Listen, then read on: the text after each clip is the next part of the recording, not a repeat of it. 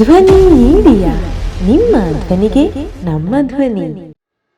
ಸರ್ಕಾರಿ ಶಾಲೆ ಉಳಿಸಿ ಅಭಿಯಾನ 16 ಇದರೊಂದಿಗೆ ಕನ್ನಡ ಮನಸ್ಸುಗಳು ಕರ್ನಾಟಕ ರಿಜಿಸ್ಟರ್ಡ್ ತಂಡವು ಈ ಬಾರಿ ಸರ್ಕಾರಿ ಉನ್ನತ ಕನ್ನಡ ಪ್ರೌಢಶಾಲೆ ಬಂಗ್ರಾ ಮಂಜೇಶ್ವರ ಇಲ್ಲಿ ತಮ್ಮ ಕಾರ್ಯಚಟುವಟಿಕೆಯನ್ನು ದಿನಾಂಕ 25/2/2023 ರಿಂದ 26/2/2023 ಮಾಡಲಿದೆ ಎಂದು ಶಾಲಾ ಮುಖ್ಯೋಪಾಧ್ಯಾಯರು ತಿಳಿಸಿದರು.